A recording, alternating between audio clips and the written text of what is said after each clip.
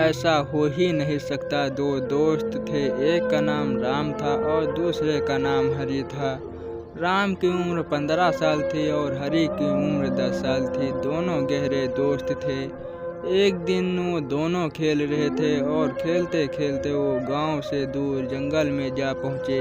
लेकिन उनके साथ भूलवश ये हादसा हुआ कि जो बड़ा दोस्त राम था वह कुएं में गिर गया। कुआं खाली था लेकिन हरि परेशानी में था क्योंकि उसका दोस्त मुसीबत में था और दूर दूर तक मदद करने वाला कोई नहीं था।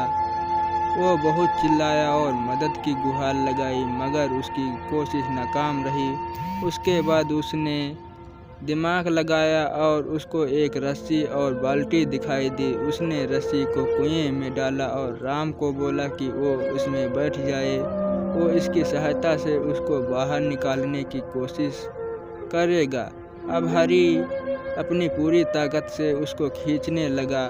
बार बार विफल हो रहा था लेकिन उसने हार नहीं मानी और अतः उसने कुएं से उसको बाहर निकाल लिया। दोनों बहुत खुश थे। जब वो गांव में आए और लोगों को इस घटना के बारे में बताया तो किसी ने भी उनकी इस बात पर विश्वास नहीं किया क्योंकि लोग ये मानते थे कि एक बच्चा खुद से 5 साल बड़े बच्चे को कैसे खींच सकता है। किसी को भरोसा नहीं हुआ।